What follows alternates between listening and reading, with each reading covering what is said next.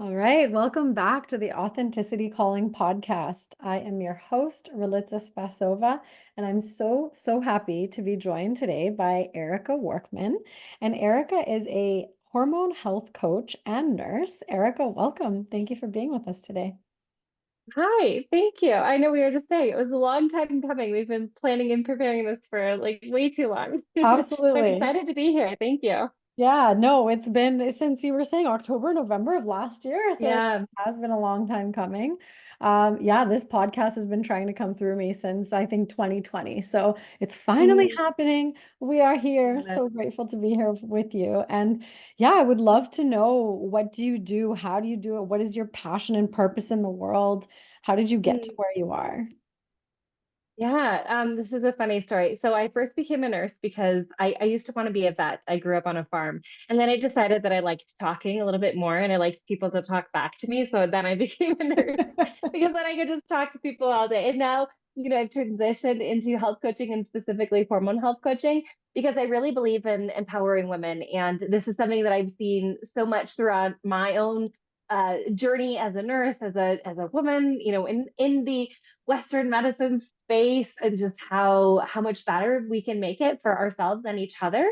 And right now, my focus is really on bringing that confidence and resilience and authenticity back into the body, because a lot of people I think we're shitting on ourselves all the time, That's right? right. We're like, oh, I should be doing this. I should be doing this. I should be wearing more makeup. I should be wearing less makeup. I should Right. be, be wearing more revealing clothing, less revealing clothing, all of the things, right? Because there's such a dichotomy of should and shouldn't, right, in our society. And so just how can we bring it back full circle? And I do that through a lot of it's empowerment, it's self exploration, it's mind body connection, it's biohacking our hormones and using our brain function is actually linked to our hormone function. So it's using all of those things combined and really like bringing it full circle into being us, being authentic, being, expressive and feeling good about it. Oh, I love that. My whole body is lit up right now. I have the truth chills coming through me. I'm like, I know exactly why we didn't meet until today. So Yeah. just earlier this week, I interviewed the pill-less pharmacist who was talking about the Mm. heart-brain connection. And now you're Mhm. talking about the connection to our hormones. So I know exactly why we didn't we didn't meet. Thank you, synchronicity, as usual.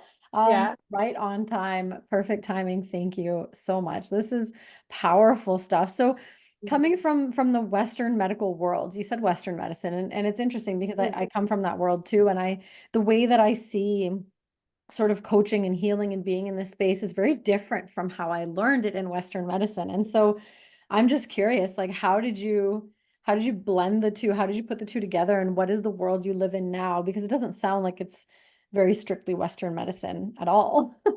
Yeah, no, what's the funniest thing is when I went through nursing school, one of the most profound things that they taught us was that your patient is always right. Hmm. And I feel like that has been, I don't know if it's only a nursing thing, honestly. And nursing is definitely a little bit more holistic, I think, than the medicine, as it were, like medical doctors, they learn medicine, but it's primarily pharmacology. Like they learn how to diagnose and treat with medicine, like Right. pharmacological medicine, That's right? And in the nursing world, when we're taught your patient is always right, we know what's going on within our bodies. If only we're asked the right questions at any given point in time, your patient, you yourself, you could already tell, what's going on. Maybe not in like scientific terms, right? But if right. somebody says to me something's wrong, something's not right, I don't feel good, right? And what happens with women, unfortunately, a lot of times when women go for help, maybe they're having menstrual irregularities or painful periods or extreme PMS or something like that, there's a pill and to come back when you want to get pregnant. And that's usually the response. And Oof. unfortunately, I know it like breaks my heart. Yeah. It's very heavy. Just like uttering those words, but unfortunately, that's the reality for so many women. And how disempowering to be like, no, you're good, you're fine. Just kind of go away and come back when you have real problems. Like, Let's just shut the that just symptoms sucks. down. Let's just ignore your body. Let's Exactly. shut the symptoms down. Let's numb it all and make it Exactly. quiet. Yeah. Hmm. And so what I've learned through like Western medicine, the symptoms actually get, I love science for what it is, but I think that we're missing. And one of the things that I teach my clients is that mind body connection, right? So we need to, instead of ignoring the symptoms, I'm like, oh, it's okay. I'll take care of it another day, right? How can we learn to understand our body in a way that makes sense for us, right? Because not everybody has gone through nursing school or medical school or, has a science background, but how do you understand your body? And when we can come to that place of harmony, when we can understand our bodies for, what they're telling us, and when we can communicate with our bodies, that to me is a win. That to me is empowerment. Yes. That to me is like trusting your intuition and like letting your body kind of guide you, so to speak, into That's so many other things. Yeah, you're speaking to my soul. I'm like, I can't stop smiling. I'm recognizing myself just smiling the whole time. I'm like, this is music to my soul, literally, because I think it's true. We are taught so often to ignore the cues and the signs that our body are telling us. Even, I think about myself, and in the last few months through the winter, I was so much in this hibernation space where I just didn't Mhm. want to do the things. And for the first time ever, I finally did listen to my body and I didn't push through and I didn't make myself to go to the gym. The ironic thing was that I hired a fitness coach and she's like, trying to get me to do the things. She's trying to motivate me. She's trying to support me, tell me all the reasons why I can't just stand in my own way. And there's this internal knowing that I just want peace. I just want quiet. I Mhm. just want to be in my body and honor it, whatever that looks like. If I wake up and I feel like doing yoga, then I want to do that. If I wake up and I'm excited to go to the gym, then I want to do that. But if I wake up and I'm feeling like I don't want to do any of it and I'm not going to. And this is the first time I've slowed down enough in my life that I'm truly consciously doing what my body says. And and I just think it's so ironic that it's that time Yeah. where I've signed up to do the thing and be supported. Um, and so I feel like when we talk about, the younger child, the little girl inside of me is so proud of Mhm. me for saying, I'm not going to do it your way. I don't care what anybody tells me. I'm going to do what's right for me. Right. And so Yeah. yeah, I wonder, what do you find are the signs in our body when we do start to listen and Mm, tune in? What changes, what shifts, and especially on a hormonal level? Because I feel like we are completely, I mean, I know we're connected. I used to teach biochemistry, right? yeah. We don't talk about it in Western medicine. And so what are your No. findings with your clients? Like I guess maybe Yeah. I should ask this just for the audience that's listening. First of all, what are the top symptoms you work with? And then I think Mhm. leading to that space of what's the shift and what happens. Mhm. Well, it's so interesting. Like you were mentioning, like you came to this kind of realization, and then so what you had mentioned, it just caught my attention, right? You hired a fitness trainer at the same time that you're listening to your body, so you're shitting. Yeah, You- exactly. and then, it's so funny that so many of us do that. But then when you started to listen to your body, you came to this like peaceful realization. So this is something that I have found so often with so many of us. We live at such constant states of stress that we're not even aware of it. I've done so much research on just the simplest things, right? Having electrical device, having a device that we are literally attached at the hip to. Yeah, Seriously. And it actually puts our body into stress, right? Not only the blue light exposure, but also like, where's my phone? Did it go off? that's Like, right. oh my gosh, I lost it, right? I've had that moment, like I lost my life, right? You Yes. lose your phone, it's like losing your life. And it's because we're at such constant states of stress, it actually, so it changes some primary hormones in our body, specifically like our cortisol, but progesterone is very closely linked to cortisol. And so many women nowadays are having trouble with irregular periods, or they're having difficulty conceiving, and progesterone has a lot to do with that. So Mm, if we're not able to come back into that state of rest and relaxation, and a lot of times that happens during our periods, right? It's right before and it's right during, and that's when progesterone is supposed to peak. And if we're not getting into those states of relaxation, if we're shooting, if we're like, oh, I gotta go to the gym, doesn't matter, right? Doesn't matter if it's, a day before, or if it's the first day of my period, when literally your energy is going to be the lowest. It yeah, should be the lowest, right? And when we're pushing ourselves, not to mention work, life, kids, yeah. devices, right? We're pushing ourselves. So a lot of women start to have painful periods, irregular periods. What do we do in response to stress? We have cravings. We start to eat things that, again, impact our body. Maybe we're getting bloated. We're retaining a lot of weight, especially around our midsection. If you can't fit into the same pair of pants all month long, there's a problem, Yeah. right?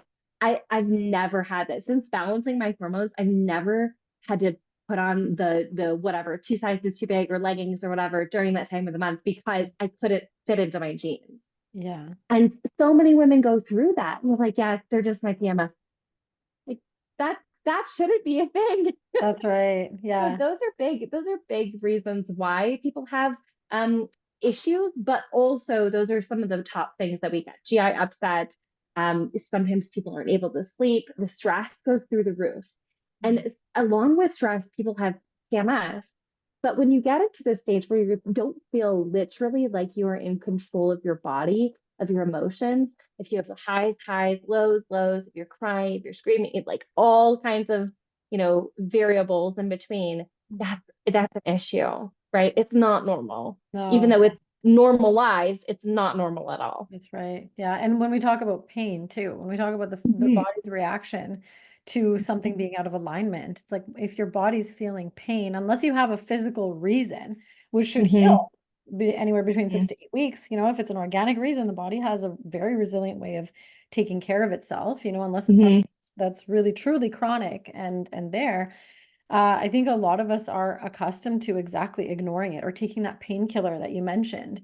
mhm, So it's really interesting, and I'm going to take us, and we haven't talked about this at all about bringing up ADHD, but I'm just really mhm, curious if that's, as a woman, I went undiagnosed for a very long time.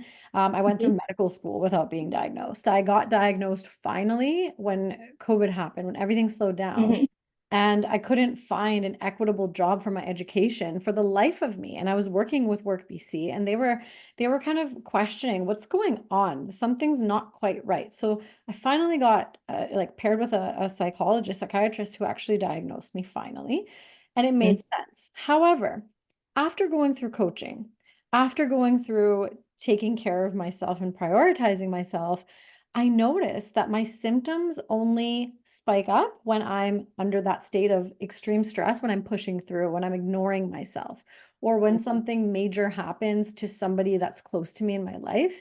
And I forget to not take that personal responsibility. When I fall into that pattern, mhm. that, the typical healthcare hero thing where it's like we have to show Oh up yeah. for ourselves.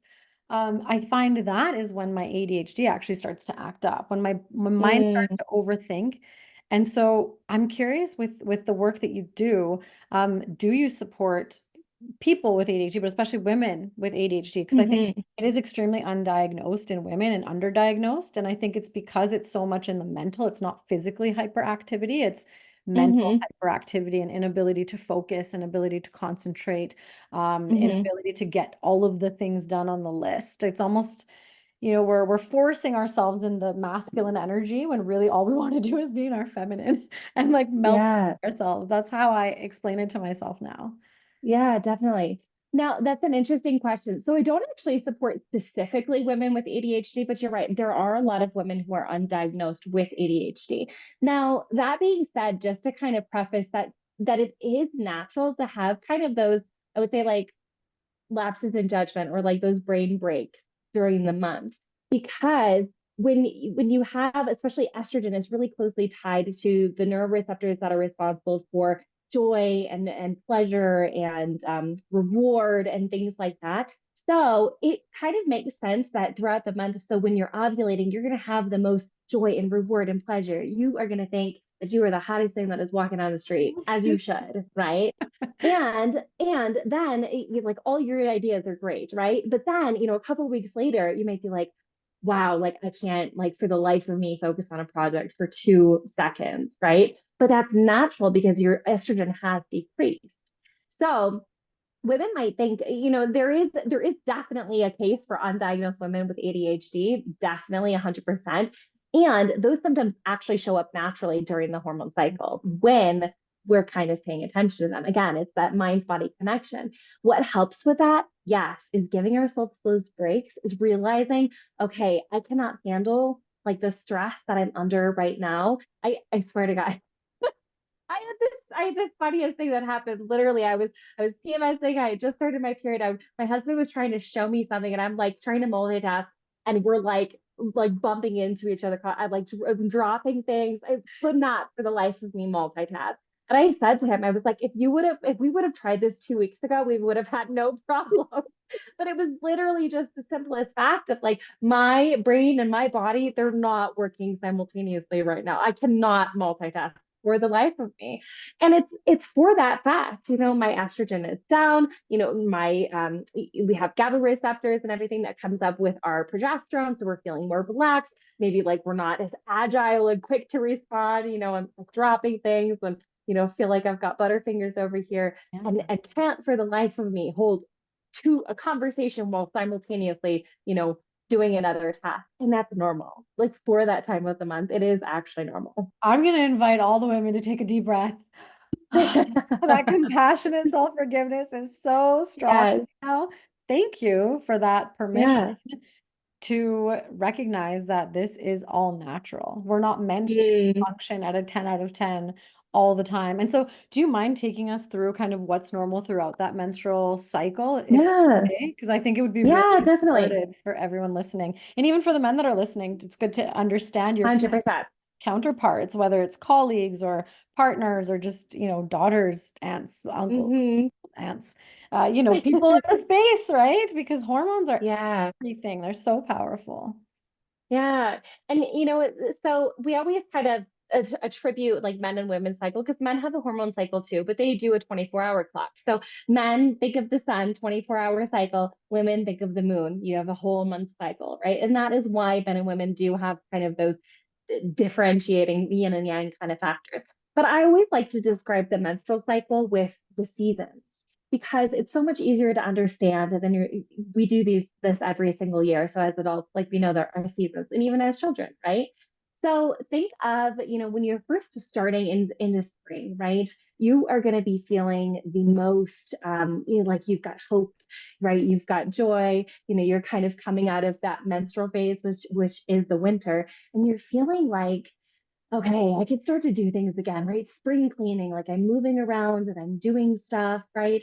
And so this is like a good time to like start projects and you're thinking about, okay, what am I going to, planning maybe for the rest of the month, doing stuff like that. And then you get into your summer and that's going to be your ovulatory phase, right? And that's when you were like the best of the best. It's like hot girl summer all over here. You are feeling good. Think of like same things that you're going to be eating. It's going to be like fresh foods and vegetables, like something that you would organically want to eat during the summer.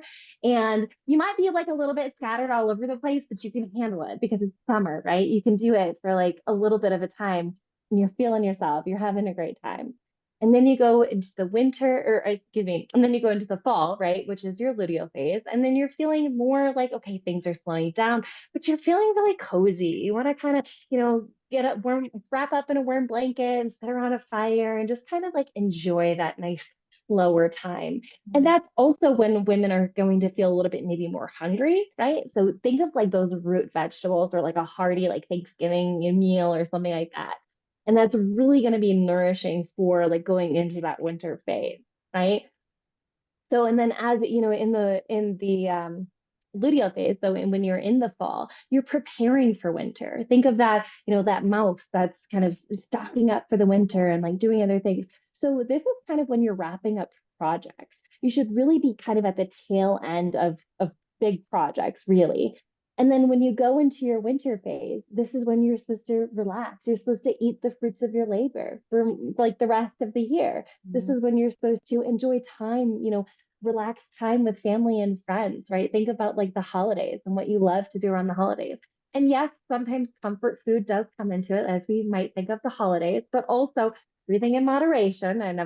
I hate to say never, but everything in moderation. And this is when you're going to just want to kind of sit in presence. Just be really present. What's going on with your body? How are you feeling? Think of that just nostalgic, best holiday you've ever had. And just think and just kind of bask in those memories. And that's what you want to be doing, like when you're in that stage. So I hope that kind of makes sense. And that was kind of quick to go through them, but like just, it's really easy if you can just kind of think about it as going through each season. And Yeah. then, what you would typically do during that season, right? Are you preparing for winter? Are you, enjoying the sunshine? What are you doing? I love that. Yeah, that's so interesting. That's such a good analogy and a good way to explain it. And so I've heard of our menstrual cycles relating to the type of partners we would choose if we're single and dating. So during Mm, that sort of, during the ovulatory phase, it's very different from during your mm, close to your menstrual phase. So I've heard it explained hmm. sort of in that way. What is the correlation? I don't remember what it was, but like at one point you look for the good guy and the other point you look for the bad boy, and it's like it was so interesting. And I Yeah, heard it in my 20s, and I'll never forget it. you need both. That is Yeah. the moral of the story is you need somebody who can handle, the more emotional side of you that you're going to be feeling like a lot more like feelings in your luteal and menstrual phase than you are in your follicular and ovulation phase. Got You it. need somebody who can support you when you are feeling on top of the world and you are the girl boss and no one should stop you. And the girl who is like just wants to snuggle or just wants somebody to listen to them as you tell them about their day, or watch a rom-com with or something like that, right? You need both. I always said this is actually funny. I never had a guy, a boyfriend, to be, I was never dating anybody around my birthday. I always had my period on my birthday every single year without fail. And I don't know what it was about my birthday. I was like, it's just really special for me. Yeah. Until I met my husband and he stuck around and it was the whole birthday and I was like, I think we're good. After that one Wow. birthday, I was like, I think we can make this work. But there is something to say about that. If you're not like trusting somebody, if you don't feel like really comfortable around somebody during like your luteal and menstrual phase, which is your fall and your winter phase, that's actually where you're the most vulnerable biologically. Mhm.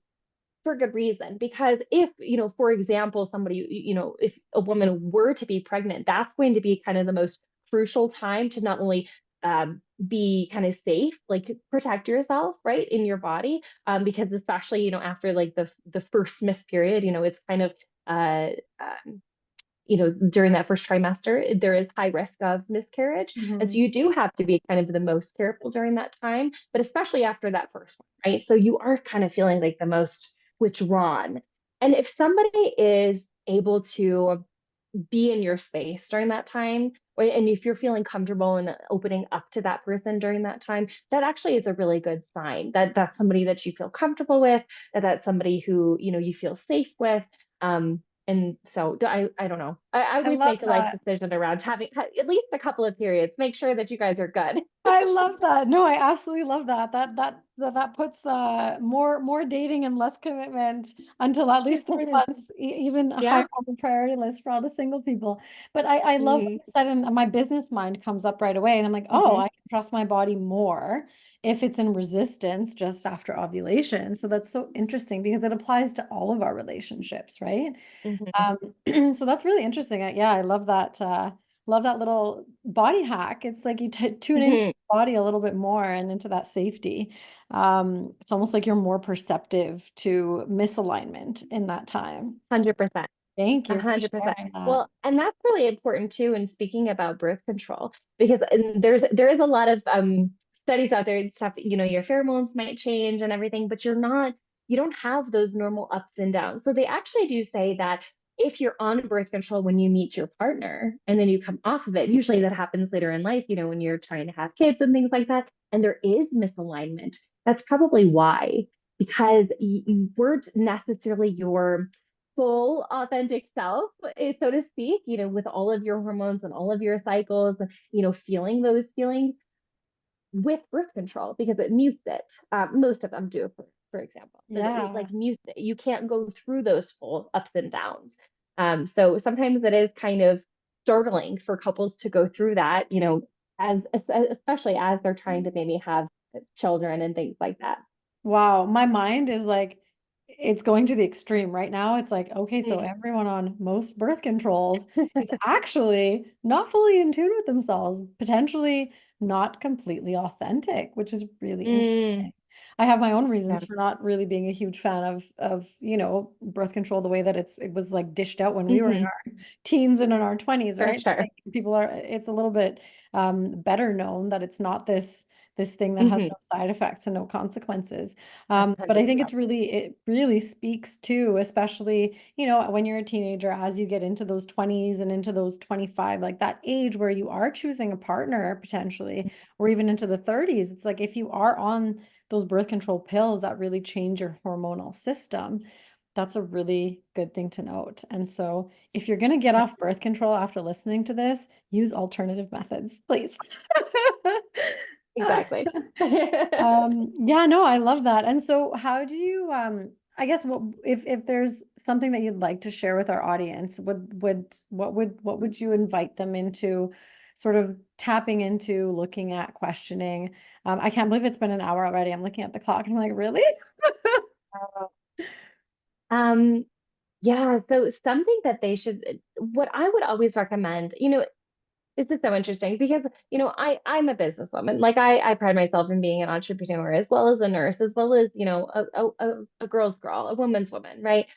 I know how demanding the workforce can be, and also how important it is to listen to our bodies, right? So if there was one thing that I could leave an impression on anybody who's listening is that it's okay to ask for time off and extensions, and even to be able to like batch work with your cycle. Mm, Cycle syncing and working with my cycle has been one of the most profound things for my business. It's made it the most sustainable. I do my peak work when I'm in ovulation. I do my editing when I'm in luteal and menstrual phase. mm, I schedule meetings when I'm, more in my follicular or ovulation phase. I work with my cycle because not mm, only can I see the quality of my work improve, but I'm not second guessing myself. I don't mm, feel like I'm lacking, like don't lack confidence when I'm showing up, especially online, because I've recorded all my content when I'm in like my peak, my prime. mm. And so I know like within the lovely patriarchy that we live in, and I was not just to get thinking, into okay, how am I going to schedule my next month? not to get into too much detail, but I mean, honestly, it is unfortunately setting us up for failure when we have to do the same thing every single day, Yeah. right? When we don't have the option to, schedule ourselves or to, make our own deadlines. So I would just advocate, if I were to leave anybody with an impression today, it would be to advocate for yourself and use the science, because there is 100% of science there to back you. Say, tell your boss, my brain function is going to be better. I'm going to be more on my game. I'll be able to pitch better. You want this presentation to go well? I'll knock it out of the park if you schedule it next week. Just to Mm, advocate for yourself, to be the best version of yourself that you can be. And if you can't, to really utilize the time that you have to, again, like rest and relax, whatever that means. Maybe if it's a 10-minute power nap, maybe it's taking your exercises down a notch so that you're able to maintain that energy, right, that you need for other things. Because I mhm. know, sleep and stress and all of those things, like we do run ourselves ragged a lot of the time just because Absolutely. we're trying to keep up with the day's, um, demands and everything. So Because we're shooting all over ourselves, like you said. exactly, Yeah. exactly, back to square one. Stop shitting on ourselves. Yes.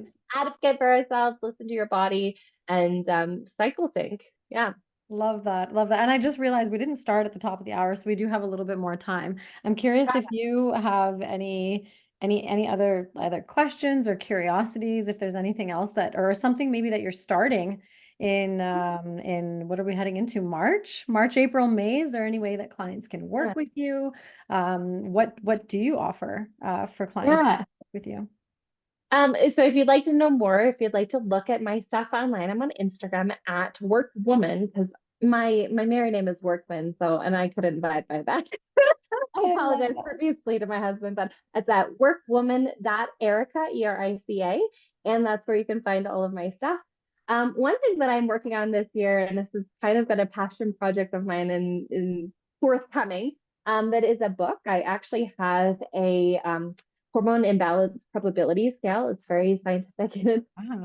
it's kind of taking all of the things and putting it into one really simple, like think cosmopolitan, like yes, no, ABC kind of questionnaire. Love So it. anybody can do it because my goal is to really get this information to the masses. There are, 8 billion people on the planet, right? And about 50% or so are women. Mm. And so if we can think of the statistics where about 80% of women were going to have a hormone imbalance at some point during their life. And oh my gosh, the research was done within the past 10 years, but it's been a few years. And if you just think about all of the impacts that we have on our hormones as a whole, whether it's environmental toxins or nutrition, stressors, even hereditary things, like all of that is really coming to a peak, in my mind. And we see birth rate declining. And that for a very good example or reason is another reason why, we just need to be aware of what's going on in our bodies. Not everybody wants children, but if you do, it shouldn't have to be hard, right? Right. And for so many women, unfortunately, it is very, very hard to Mhm. have children.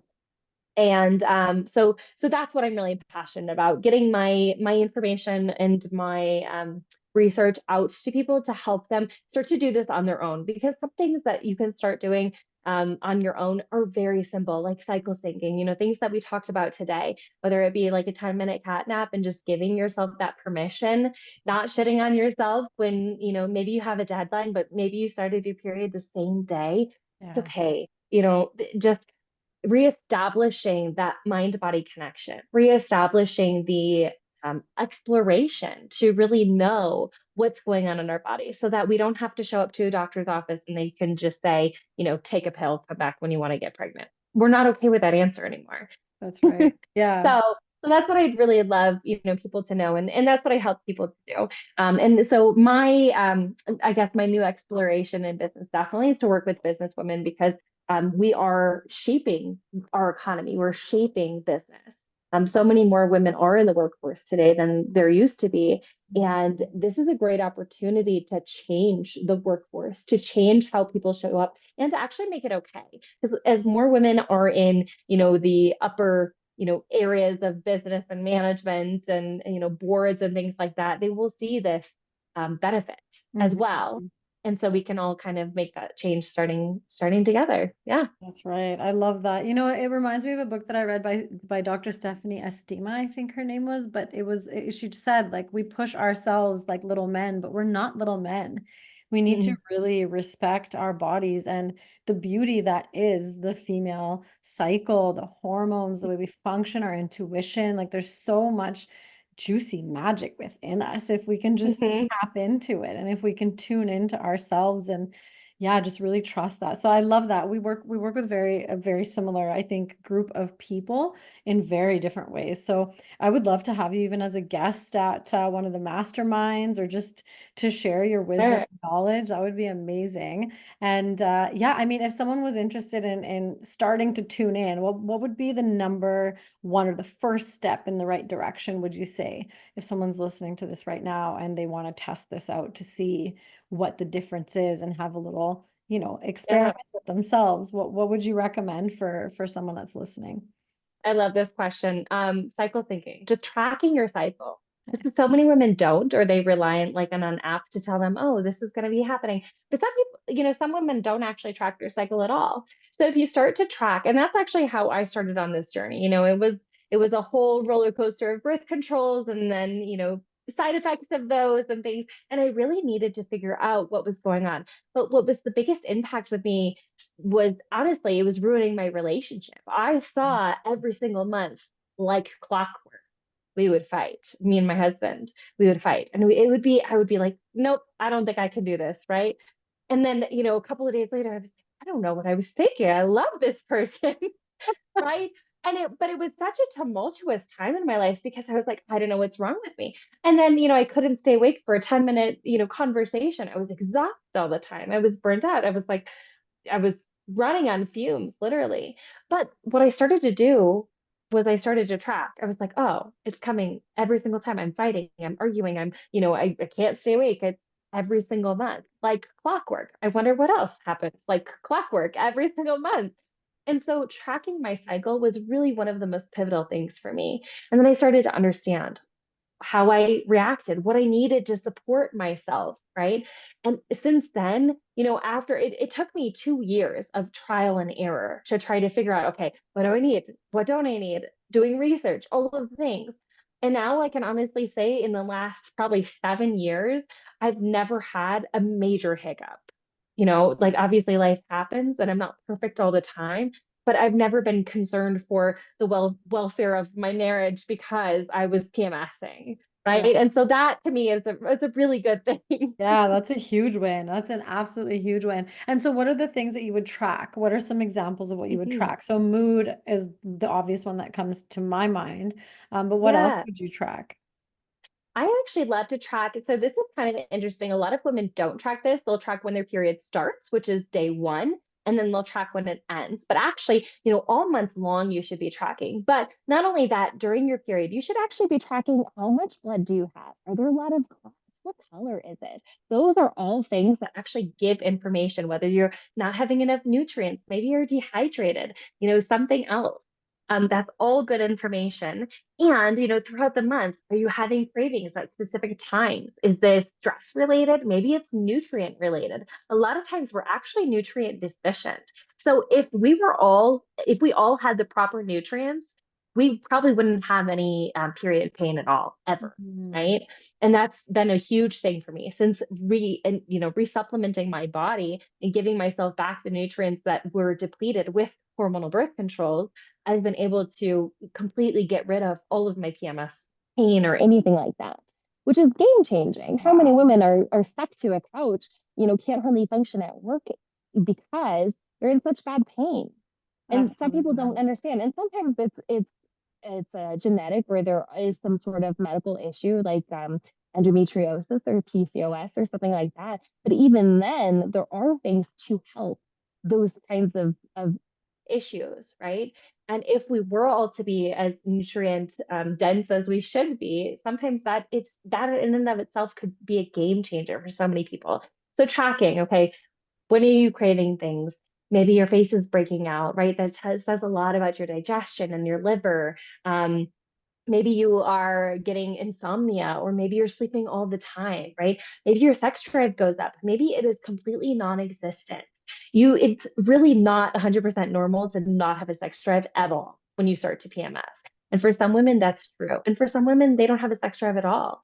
And menstrual or hormonal health specifically does play a part in that, and as well as does other physical factors, right? The yeah, physical factors. We'll just leave it there. Yeah. Don't go into all the details. But yeah, I mean, there's so many things that play a part. So if you're tracking, how you're feeling, what's going on in your digestion, your body, what you're craving, what your mood is, what does your skin look like? If you're tracking those physical things, it does give a lot of information that the body is actually trying to tell you. Beautiful. And then so taking that information and then bringing it to someone like you who could help interpret it. You said there's reading. I Exactly. mean, you've spent so much time really Hmm.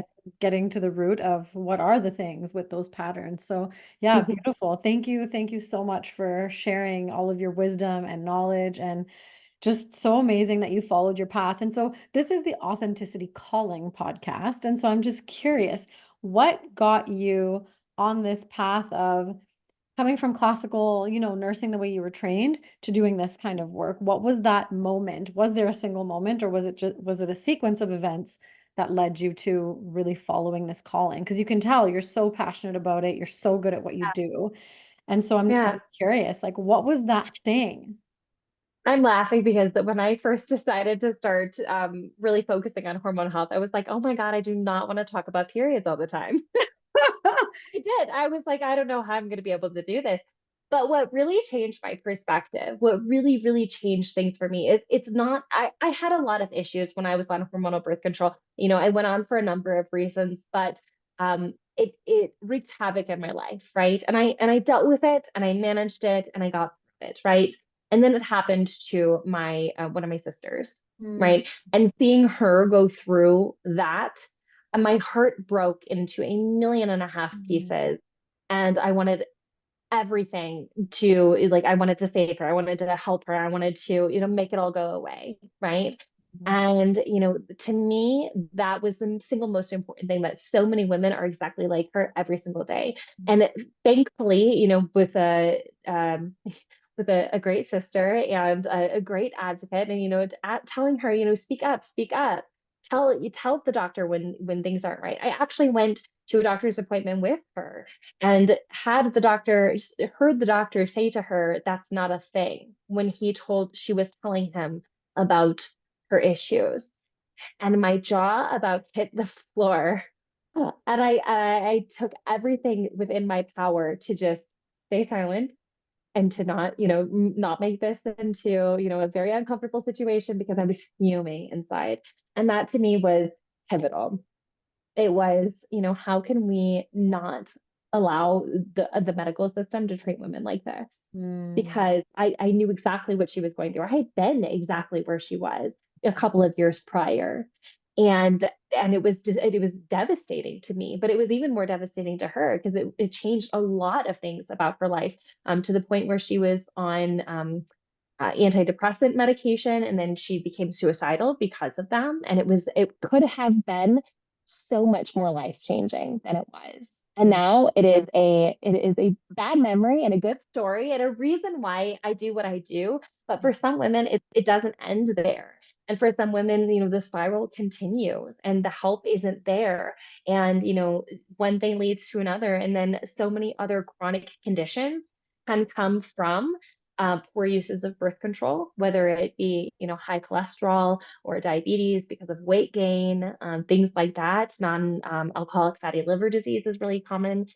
There's so many other issues that can come with that can literally be life changing. Mhm. And if women don't know, they can't speak up for themselves. If women don't know enough to, okay, be in tune with their body, explore what's going on, have that mind body connection, advocate for themselves, and, know what the body is trying to say, how can they, right? Until you don't know until you know, right? There's that saying. Yeah. And so this was a huge moment for me, just having that experience of, I don't want another person to go through what my sister went through because, if it were me, I could handle it. But, I care about each and every, woman on this planet, like as if she were my sister going through the same thing. Mm. And so that just really is the reason why I do what I do. I love that. That's so touching. Thank you so much for sharing. That is, yeah, and it's so interesting because we go through it ourselves, and when we go through it alone, I mean, these are topics that most of us don't really talk about, even with our girlfriends, right? It's the Yeah. period has been so shamed, and just our bodies and our natural rhythms and the things that we need, and even our cravings and our PMS and just everything about being a woman. So many of these conversations have not been had for a very long time. And I think, probably many of our parents would scratch their heads and be like, "You're talking about this on live on a podcast to like the public, really?" But it's true, and it's absolutely true. Yeah. When we go through these moments by ourselves, we don't have that collective voice to say, "Yeah, no, that's me too." All of us do go through this, and so I just really love and appreciate that. Although there was that resistance, and I don't want to talk about periods all the time. It's like it's so much more, and that purpose and that passion and really truly that calling to be an advocate in this space and to be a conscious leader for other women, to recognize that you're not alone and this is not normal. And, there is a state of feeling good in your own body that you can get to, because you shouldn't be so self-rejecting, right? Because that's what I think about when you were sharing that. I just thought, what a deep state of self-rejection. And I've been there. Like I went through psychosis because I was so much in that state of self-rejection, talk about depression, talk Mhm. about suicide, all of those moments. And I never thought it might be my birth control. Like not to this moment where you said that. I'm like, oh, I was on birth control, and there were all the societal factors and all the other things, and Yeah. parents splitting up and my relationship ending, just so many things. But it all leads to that self-rejection, and that's where our mind and our body and our spirit are completely disconnected and we lose Mhm. ourselves. And so Mhm. that just like wrapped a lot of things full circle for me as well. So thank you. Thank you for sharing Mhm. that. And just thank you for being this powerhouse to do this for other women and for your sister. Like thank you for going through it and getting to the other end where you grew out of that and were able to support her and so many women after that. So thank you. Thank you. Thank you. Thank you for Yeah. following that Oh, calling. Yeah, it's such a gift. yeah. Yeah, thank you. And thank you for that reflection too. And just knowing that that might have sparked a little bit of something in you makes me feel really yeah, just a little bit more love and passion and everything Um, for what I do. I So I love love that. Yeah, it. when you're going through that phase where you're kind of like, well, know that it's, yeah, totally the right thing. Yeah. That's Yeah. awesome. There's the light. The light is at the end of the tunnel for sure. No, I love that. Thank you. Thank you for your time today. Yeah, Yeah. your passion, your wisdom, your knowledge, your gifts, and I'll definitely post in the summary where people can find you, connect with you, book a call with you. And there's a book coming, I hear. A book? It's Do you know the coming. title yet? I don't. Not yet. Okay, stay tuned. Uh, We'll find out when it's creators. ready. Yeah, the creator's process. Awesome. I'm in that too. I'm co-authoring a book right now, so I'm just learning about Ah, that whole process. So it's really interesting. But yeah, I look forward to yeah. Amazing. learning more. Yeah, thank you so Thank much, you. Erica. Yeah, thanks for your time today. This is absolutely Thank, beautiful. yeah, thank you. Have a great day. You too. Bye. Bye, love.